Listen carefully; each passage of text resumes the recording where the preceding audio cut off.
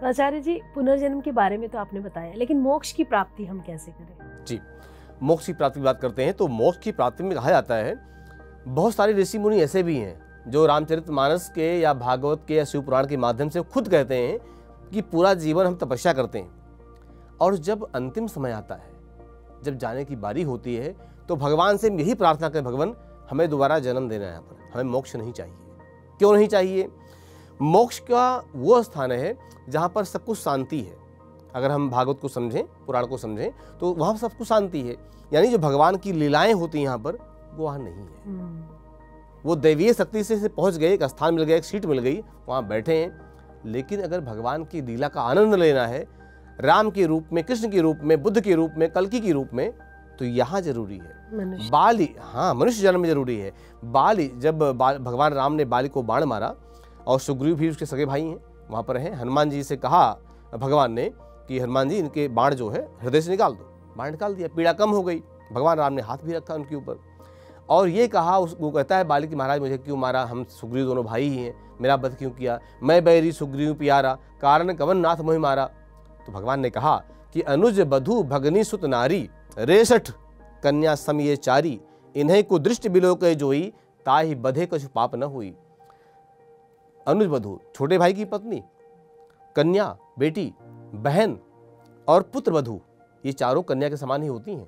इन्हें को दृष्टि, देखने वाला पापी नहीं, महापापी होता है, और इसको मारने से कोई बध का पाप नहीं लगता। हमने वही काम किया है, प्रायश्चित हुआ उसको।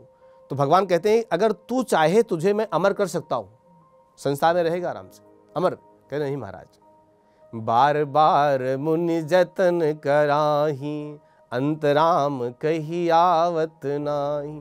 हे महाराज, तब जीवन में पूरा तपस्या करते ऋषि मुनि, जब अंतिम समय आता है महाराज, तो कई बार राम नहीं निकलता है, और वो राम आज मेरे सामने खड़ा हुआ है।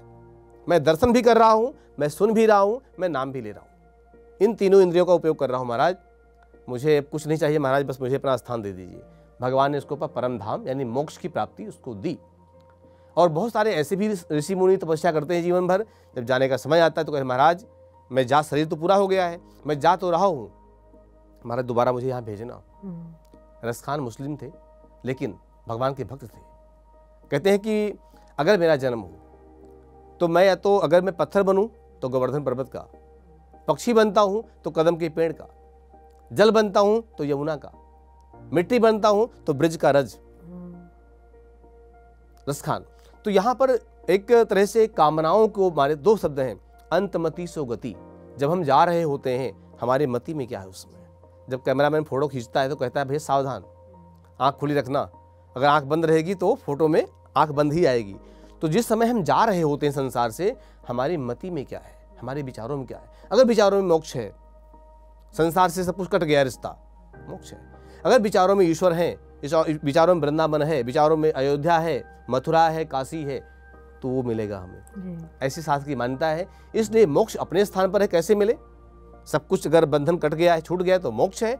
और अगर कहीं कहीं लगाव है, मति में संसारी गतियां हैं, तो पुनः संसार में आकर के भगवान का भजन होगा। अगर मति में ऐसा है कि रुपया पैसा धन दौलत, तो भैया स्वागत है, दोबारा फिर आओ, फिर लग जाओ माया में, माया चक्र में।